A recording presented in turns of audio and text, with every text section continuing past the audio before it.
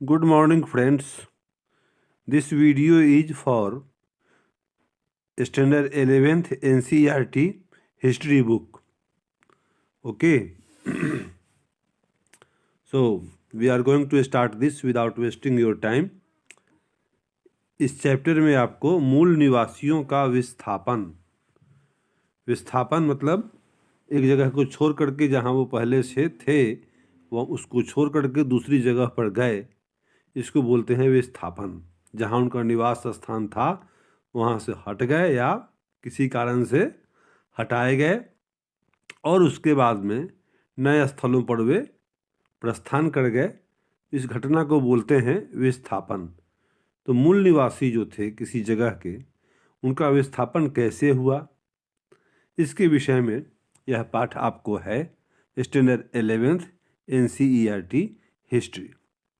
इस अध्याय में अमेरिका और ऑस्ट्रेलिया के मूल निवासियों के इतिहास के कुछ पहलू पेश किए गए हैं।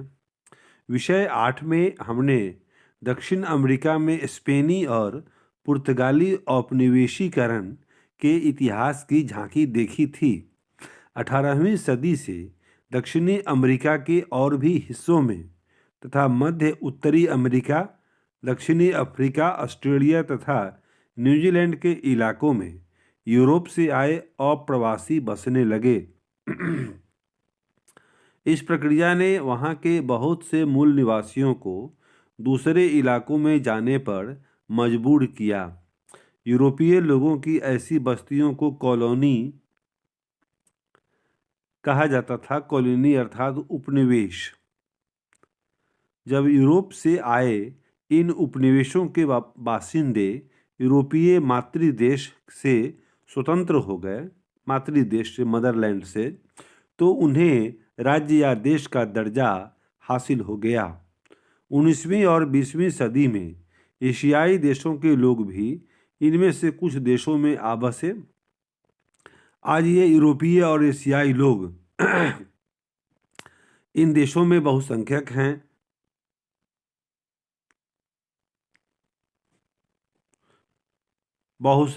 हैं और वहाँ के मूल निवासियों की संख्या कम रह गई है। वे शहरों में मुश्किल से ही नज़र आते हैं और लोग भूल गए हैं कि कभी देश का अधिकतर हिस्सा उन्हीं के कब्जे में था और यह भी कि कई नदियों, शहरों इत्यादि के नाम देशी नामों से बने हैं। मसलन संयुक्त राज्य अमेरिका में ओहियो, मिसिसिपी और सिएटल व कनाडा में सस्कातचेवान, ऑस्ट्रेलिया में वोलोंगोंग और परामत्ता, ये सब नाम हैं जो शुद्ध देशी नाम हैं, लेकिन वहाँ देशी लोगों का महत्व आज न के बराबर है। तो इस घटना को विस्थापन कहा जाता है और इसी के विषय में यह पाठ है। 20वीं सदी के मध्य तक अमेरिका और ऑस्ट्रेलिया की इतिहास की पाठ्य पुस्तकों में यह बताया जाता था कि किस तरह यूरोप वासियों ने उत्तरी और दक्षिणी अमेरिका तथा ऑस्ट्रेलिया की खोज की। उनमें यहाँ के मूल बाशिंदों का शायद ही कभी जिक्र होता था, सिवाय यह बताने के कि यूरोपीय लोगों के प्रति उनका रवैया शत्रुतापूर्ण था। पर 1840 के दशक से ही अमेरिका में मानव विज्ञानियों ने उन पर अध्ययन आरंभ कर दिया। बहुत बाद में 1960 के दशक से इन मूल निवासियों को अपने इतिहास को लिखने या बयान करने के लिए प्रेरित किया गया। आज इन मूल निवासियों द्वारा लिखे गए इतिहास और कथाकृतियों को पढ़ना संभव है। इन देशों में जाने वाले लोग वहाँ के संग्रहालयों में देसी कला की दीर्घाएं तथा आदिवासी जीवन शैली को दिखलाने वाले विशेष संग्रहालय भी देख सकते हैं। संयुक्त राज्य अमेरिका में नया अमेरिकी इंडियन राष्ट्रीय संग्रहालय खुद अमेरिकी इंडियनों की देखरेख में बना है। यूरोपीय साम्राज्यवाद, यूरोपियन इम्पेरियलिज्म, यूरोपीय साम्राज्यवाद। साम्राज्यवाद मतलब अपने देश से बाहर निकल के कैसे इनका साम्राज्य फैला, उसकी कहानी है।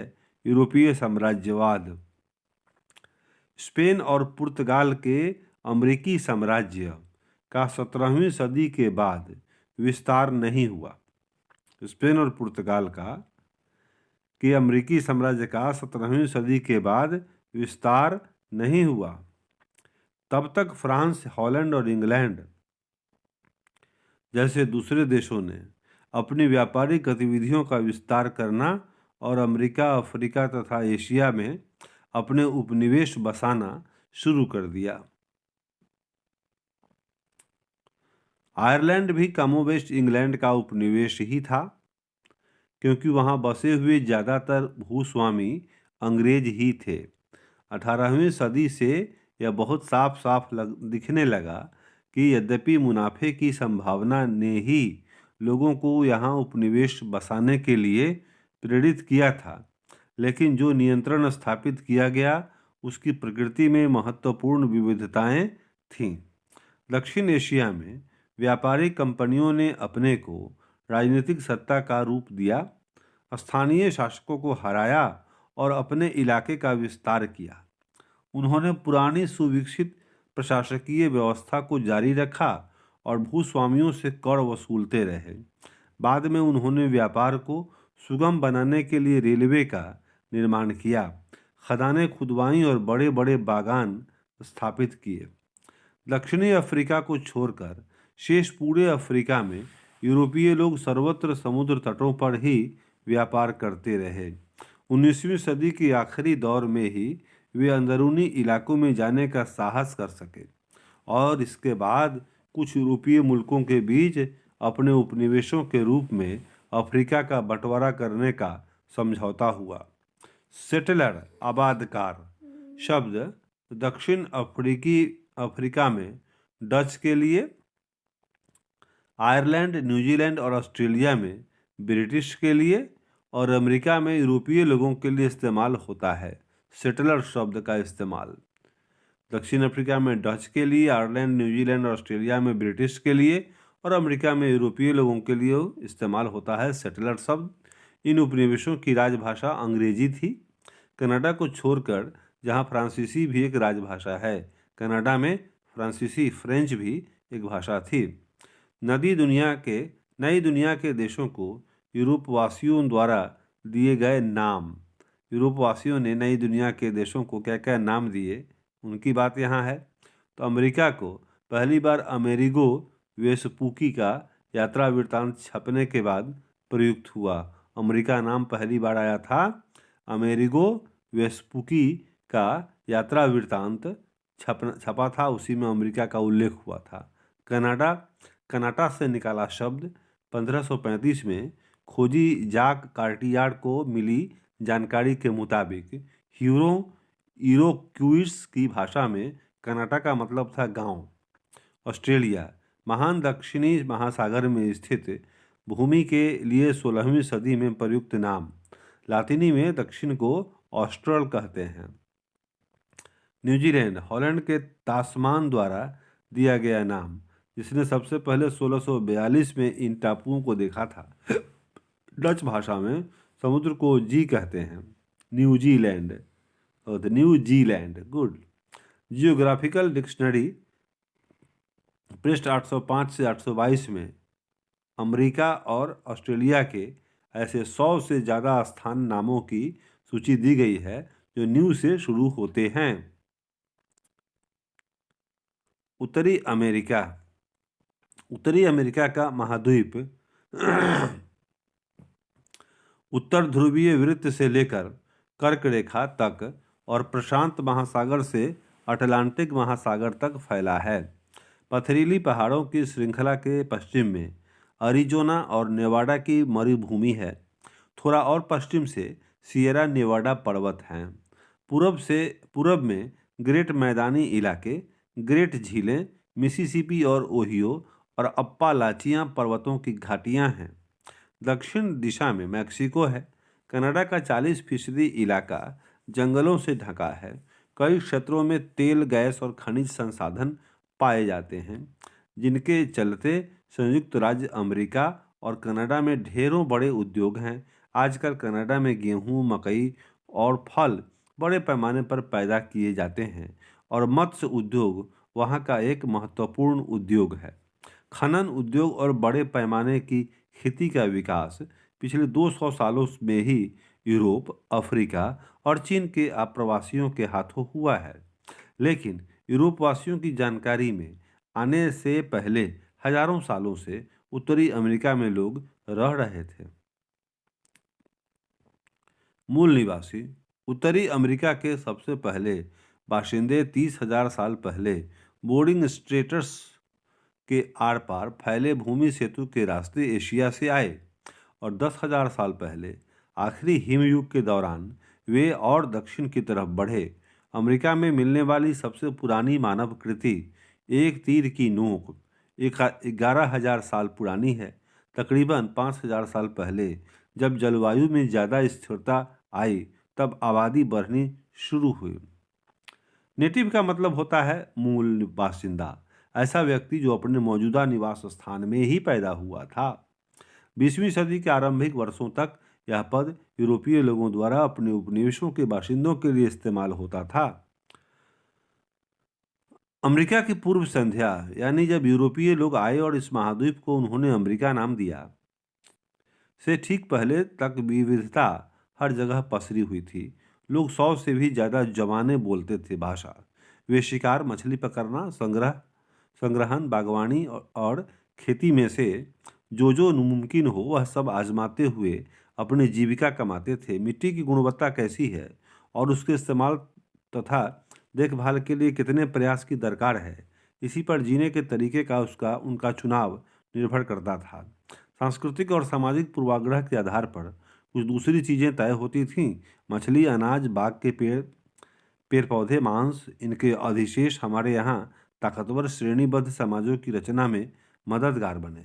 लेकिन वहाँ नहीं, कुछ संस्कृतियाँ सहस्राब्दियों तक कायम रहीं। ये लोग नदी घाटी के साथ साथ बने गांवों में समूह बनाकर रहते थे। वे मछली और मांस खाते थे और सब्जियां तथा मकई उगाते थे। वे अक्सर मांस की तलाश में लंबी यात्राओं पर जाया करते थे। मुख्य रूप से उन्हें बायसन यानी उन जंगली भैंसों की तलाश रहती थी। बायसन यानी जंगली भैंसे जो घास के मैदानों में घूमते थे। यह 17वीं सदी से आसान हो गया जब इन मूल निवासियों ने घुड़सवारी शुरू कर दी। वे घोड़े स्पेनी आबादकारों से खरीदते थे, लेकिन वे उतने ही जानवर मारते जितने कि उन्हें भोजन के लिए जरूरत होती थी। उन्होंने बड़े पैमाने पर खेती करने की कोई कोशिश नहीं की और चूंकि वे अपनी आवश्यकताओं से अधिक उत्पादन नहीं करते थे, इसलिए उन्होंने केंद्रीय तथा दक्षिणी अमेरिका की तरह राजशाही और साम्राज्य का विकास नहीं किया। इलाके को लेकर कबीलों के बीच झगड़े की कुछ मिसालें मिलती हैं, पर कुल मिलाकर जमीन पर नियंत्रण कोई मुद्दा नहीं था। वे जमीन पर अपनी मिल्कियत की कोई ज़रूरत महसूस किए बगैर उससे मिलने वाले भोजन और आश्रय से संतुष्ट थे। उनकी परंपरा की एक महत्वपूर्ण विशेषता थी औपचारिक संबंध और दोस्तियां कायम करना तथा उपहारों का आदान प्रदान करना। चीज़ें उन्हें खरीदने की बजाय उपहार के तौर पर हासिल होती थीं। उत्तरी अमेरिका में अनेक भाषाएं बोली जाती थीं, हालांकि वे लिखी नहीं जाती थीं। उनका विश्वास था कि समय की गति चक्रीय है और हर कबीले के पास अपनी उत्पत्ति और इतिहास के बारे में ब्यौरे थे जो पीढ़ी दर पीढ़ी चलते आ रहे थे। वे कुशल कारीगर थे और खूबसूरत कपड़े बुनते थे। वे धरती को पढ़ सकते थे, जलवायु और विभिन्न भूदृश्यों को वे उसी तरह समझ सकते थे जैसे पढ़े लिखे लोग लिखी हुई चीज़ें पढ़ते हैं। यूरोपियनों से मुकाबला। नई दुनिया के मूल बाशिंदों के लिए अंग्रेजी में प्रयुक्त पद एब origin, native people of Australia,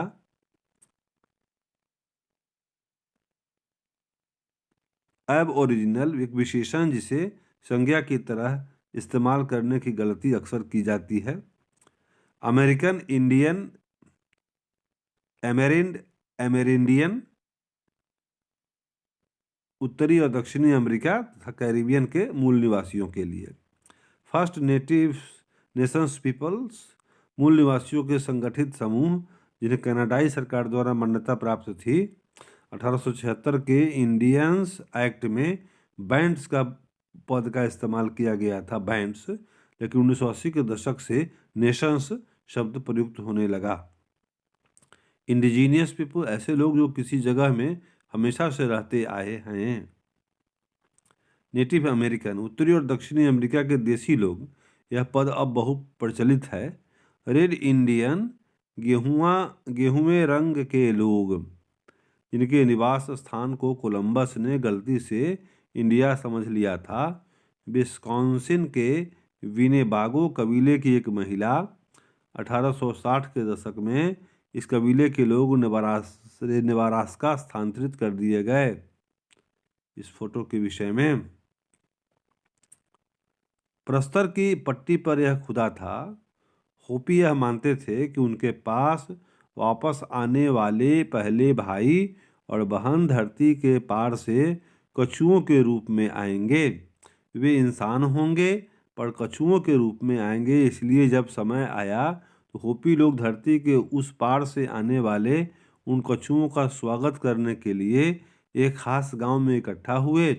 वह सुबह सुबह उठ गए और उन्होंने सूर्योदय देखा। उन्होंने मरुभूमि के पार निगाह दौड़ाई और उन्हें बख्तरबंद स्पेनी कॉन्विक्वास्टोरोड दिखलाई पड़े, जो धरती के उस छोर से आते कछुओं की तरह लग रहे थे। सो उन्होंने समझा ये वही हैं जिनका इंतजार था, इसलिए वे स्पेनी इंसान के पास गए और हाथ मिलाने की उम्मीद में अपना हाथ बढ़ाया, लेकिन स्पेनी ने उनके हाथ में कोई सस्ती सी चीज़ पकड़ा दी और इससे पूरी उत्तरी अमेरिका में यह बात फैल गई कि बहुत कठिन समय आने वाला है, कि शायद कुछ भाइयों और बहनों ने सभी चीज़ों की पवित्रता को भुला दिया है और इसकी वजह से धरती पर सभी इंसान काफ़ी कष्ट पाने वाले हैं।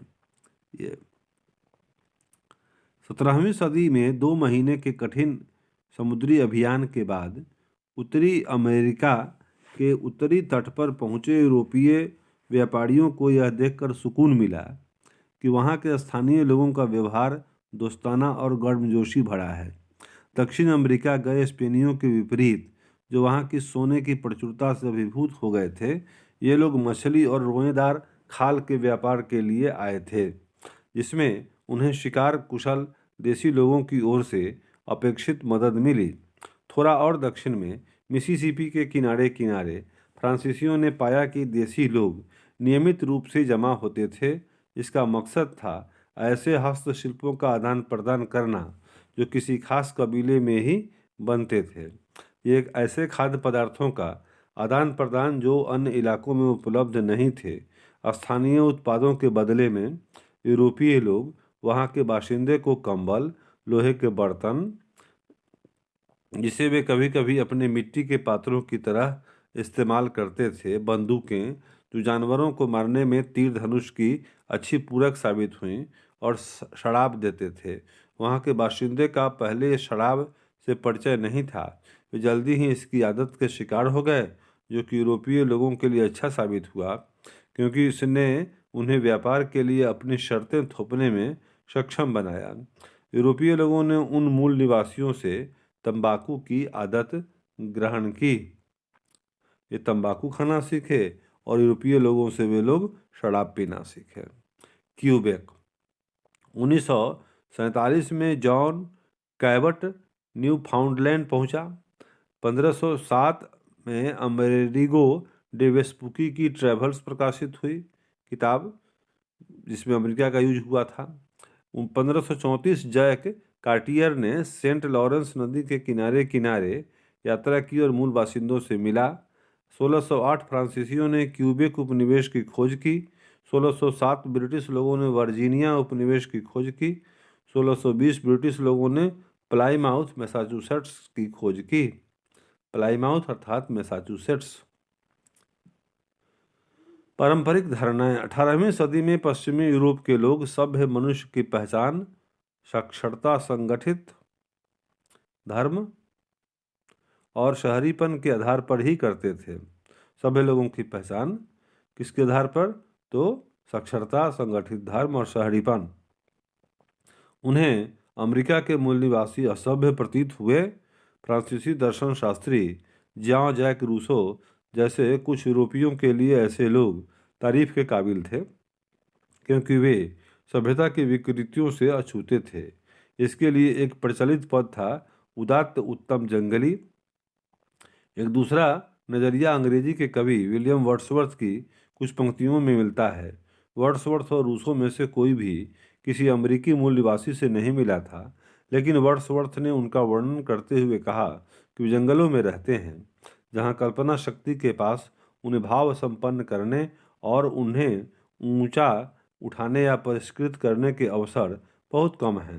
इसका मतलब यह है कि प्रकृति के निकट रहने वालों की कल्पना शक्ति और भावना अत्यंत सीमित होती है। यह दिलचस्प है कि एक दूसरे लेखक वाशिंगटन इरविंग ने, जो वर्ड्सवर्थ से खासे छोटे थे और जो मूल निवासियों से सचमुच मिले थे, उनका वर्णन बिल्कुल भिन्न रूप में किया। जिन इंडियंस की असली ज़िंदगी को देखने का मुझे मौका मिला, वे कविताओं में वर्णित अपने रूप से काफ़ी भिन्न हैं। यह सच है कि गोरे लोगों, जिनकी नीयत पर वे भरोसा नहीं करते और जिनकी भाषा भी नहीं समझते, कि संगत में रहने पर वे काफ़ी कम बोलते हैं, पर परिस्थितियाँ वैसी ही हों तो गोरा आदमी भी उन्हीं की तरह अल्पभाषी हो जाता है। ये इंडियंस जब अपनों के बीच होते हैं तो वे नकल उतारने के उस्ताद साबित होते हैं और गोरों की नकल उतारकर अपना खूब मनोरंजन करते हैं। वही गोरे जो समझते हैं कि इंडियंस को वे अपनी भव्यता और गरिमा के प्रति गहरे आदर भाव से ओतप्रोत कर चुके हैं।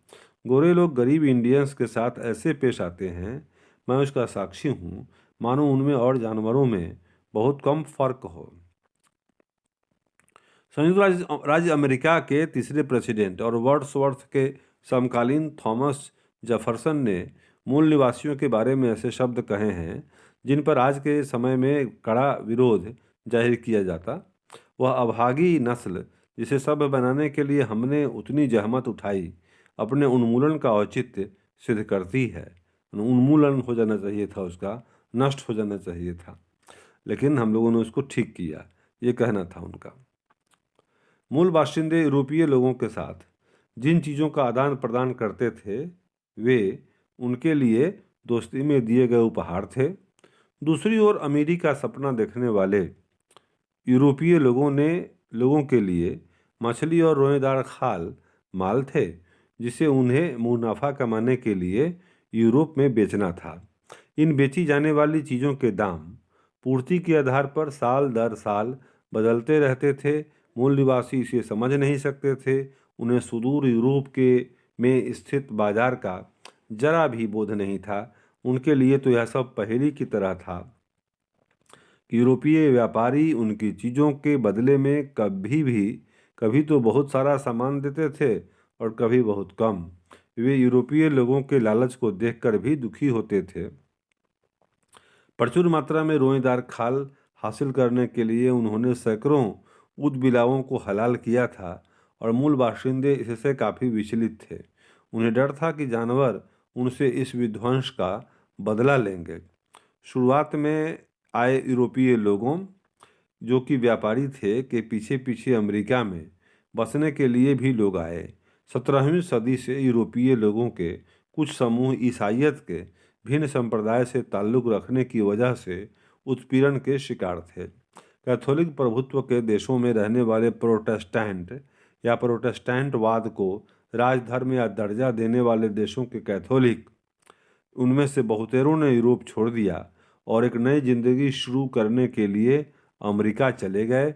जब तक यहाँ खाली ज़मीनें थीं, कोई समस्या नहीं आई, लेकिन धीरे धीरे वे और अंदर मूल निवासियों के गांवों की ओर बढ़े।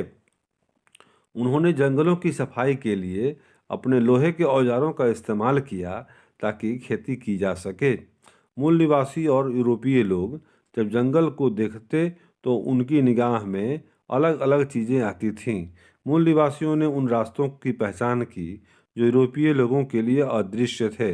यूरोपीय लोगों की कल्पना में कटे हुए जंगल की जगह मक्के के खेत उभरते थे, जेफरसन का सपना एक ऐसे देश का था जो छोटे छोटे खेतों वाले यूरोपीय लोगों से आबाद था। मूल निवासी जो अपनी ज़रूरतों के लिए फसलें उगाते, न कि बिक्री और मुनाफे के लिए, और जो ज़मीन का मालिक बनने को गलत मानते थे। इस बात को नहीं समझ सकते थे, यही चीज़ उन्हें जेफरसन की जगह निगाह में असभ्य बनाती थी। ठीक है, अब कुछ महत्वपूर्ण तिथियां हैं। कनाडा में क्या हुआ? 1701 में क्यूबेक के मूल निवासियों के साथ फ्रांसीसियों का समझौता हुआ। 1763 में क्यूबेक पर ब्रिटिशों की विजय हुई। 1774 में क्यूबेक एक्ट बना। 1791 में कनाडा संवैधानिक एक्ट बना। संयुक्त राज्य अमेरिका में 1781 ब्रिटेन ने संयुक्त राज्य अमेरिका को एक स्वतंत्र देश के रूप में मान्यता दी। 1783 ब्रिटिश लोगों ने संयुक्त राज्य अमेरिका को मध्य पश्चिम सौंपा। ये संयुक्त राज्य अमेरिका का विस्तार का एक क्षेत्र है। नक्शा आपको, जिन मुल्कों को हम कनाडा और संयुक्त राज्य अमेरिका के नाम से जानते हैं, वे 18वीं सदी के अंत में वजूद में आए। अपने वर्तमान क्षेत्रफल का एक छोटा हिस्सा ही उस समय उनके कब्जे में था। मौजूदा आकार तक पहुंचने के लिए अगले 100 सालों में उन्होंने अपने नियंत्रण वाले इलाकों में काफ़ी इजाफा किया। संयुक्त राज्य अमेरिका ने कई विशाल क्षेत्रों की खरीद की। उन्होंने दक्षिण में फ्रांस और रूस से ज़मीन खरीदी, साथ ही उसने युद्ध में भी ज़मीन जीती। दक्षिण संयुक्त राज्य अमेरिका का अधिकतर हिस्सा मैक्सिको से ही जीता गया है। किसी के मन में यह ख्याल नहीं आया कि उन इलाकों में रहने वाले मूल बासिंदों की भी रजामंदी ली जाए। संयुक्त राज्य अमेरिका की पश्चिमी सरहद फ्रंटियर खिसकती रहती थी, और जैसे जैसे यह खिसकती जाती, मूल निवासी भी पीछे खिसकने के लिए बाध्य किए जाते थे। फिर कुछ महत्वपूर्ण तिथियां हैं आपको, तो वो है यहाँ पर कनाडा से संबंधित कि 1837 फ्रांसीसी कनाडाई विद्रोह, 1840 उच्चतर और निम्नतर कनाडा की Canadian union, 1859 Canada gold rush, 1867 Canada महासंघ, 1869 से 85 कनाडा में मोटिन्सो द्वारा रेड रिवर विद्रोह, 1876 कनाडा इंडियंस एक्ट, और अमेरिका में 1803 में फ्रांस से लुइसियाना की खरीद, 1825 से 58 संयुक्त राज्य अमेरिका के मूल निवासी आरक्षित क्षेत्रों में पहुंचाए, 1832 जस्टिस मार्शल का फैसला, 1849 अमेरिकी गोल्ड रश, 1861 से 65 अमेरिकी गृह युद्ध, 1865 से 90 अमेरिकी इंडियन युद्ध, 1870 पाड़ महाद्वीपीय रेलवे, 1890 अमेरिका में जंगली भैंसे का प्रायः उन्मूलन, 1885 में कनाडा में ये पार महाद्वीपीय रेलवे के जरिए पूर्वी और पश्चिमी तटों का जुड़ाव, और अमेरिका में अमेरिकी फ्रंटियर का अंत 1892 में। 19वीं सदी में 19वीं सदी में अमेरिका के भूदृश्य में ज़बरदस्त बदलाव आए। ज़मीन के प्रति यूरोपीय लोगों का रवैया मूल निवासियों से अलग था। ब्रिटेन और फ्रांस से आए कुछ प्रवासी ऐसे थे जो छोटे बेटे होने के कारण पिता की संपत्ति के उत्तराधिकारी नहीं बन सकते थे, और इसी वजह से अमेरिका में ज़मीन के मालिक बनना चाहते थे। बाद में जर्मनी, स्वीडन और इटली जैसे मुल्कों से ऐसे आप्रवासी उमड़ पड़े जिनकी ज़मीनें बड़े किसानों के हाथ चली गई थीं, और वे ऐसी ज़मीन चाहते थे जिसे अपना कह सके। पोलैंड से आए लोगों को प्रेयरी, घास के मैदान, चारागाहों में काम करना अच्छा लगता था, जो उन्हें अपने घरों के स्टेपीज की याद दिलाते थे, और यहाँ बहुत कम कीमत पर बड़ी संपत्तियाँ खरीद पाना उन्हें बहुत रास आ रहा था। उन्होंने ज़मीन की सफाई की और खेती का विकास किया। उन्होंने ऐसी फसलें, धान और कपास उगाईं जो यूरोप में नहीं उगाई जा सकती थीं, और इसीलिए उन्हें ऊंचे मुनाफे पर बेचा जा सकता था। अपने विस्तृत खेतों को जंगली जानवरों, भेड़िए और पहाड़ी शेरों से बचाने के लिए उन्होंने शिकार के जरिए उनका सफाया ही कर दिया। 1873 में कंटीले तारों की खोज के बाद ही वे अपने को पूरी तरह सुरक्षित महसूस कर पाए। घर के बाहर काम करने के लिहाज से दक्षिणी इलाके की जलवायु यूरोपीय जनों के लिए काफ़ी गर्म थी और दक्षिणी अमेरिकी उपनिवेशों का यह अनुभव रहा था कि दास बनाए गए मूल निवासी बहुत बड़ी संख्या में मौत के शिकार हुए थे। इसीलिए बागान मालिकों ने अफ्रीका से दास खरीदे। दास प्रथा विरोधी समूहों के विरोध के चलते दासों के व्यापार पर तो रोक लग गई, लेकिन जो अफ्रीकी संयुक्त राज्य अमेरिका में थे वे और उनके बच्चे दास ही बने रहे। संयुक्त राज्य अमेरिका के उत्तरी राज्यों ने जहां अर्थतंत्र बागानों पर और इसीलिए दास प्रथा पर टिका हुआ नहीं था, दास प्रथा को ख़त्म करने के पक्ष में दलीलें दी और उसे एक अमानवीय प्रथा बताया। 1861 से 65 में दास प्रथा को जारी रखने वाले और उसके खात्मे की वकालत करने वाले राज्यों के बीच युद्ध हुआ। दासता विरोधियों की जीत हुई, दास प्रथा खत्म की गई। हालांकि अफ्रीकी मूल के अमरीकियों को नागरिक स्वतंत्रताओं के लिए अपने संघर्ष के में विजय 20वीं सदी में आकर ही मिल पाई और तभी स्कूलों तथा ट्रेनों बसों में उन्हें अलग रखने की व्यवस्था समाप्त हुई। कनाडाई सरकार के सामने एक समस्या थी जो लंबे समय तक हल नहीं हो पाई थी और जो मूल निवासियों के सवाल के मुकाबले ज़्यादा ज़रूरी प्रतीत होती थी। 1763 में ब्रिटिश लोगों ने फ्रांस के साथ हुई लड़ाई में कनाडा को जीता था। वहाँ फ्रांसीसी आबादकार लगातार स्वायत्त राजनीतिक दर्जे की मांग कर रहे थे। 1867 में कनाडा को स्वायत्त राज्यों के एक महासंघ के रूप में संगठित करके ही समस्या का हल निकल पाया। तो ये अपनी ज़मीन से मूल बाशिंदों की बेदखली, इस चैप्टर को, इस टॉपिक को हम लोग इसके बाद के वीडियो में पढ़ेंगे। Thank you for viewing. Have a nice day.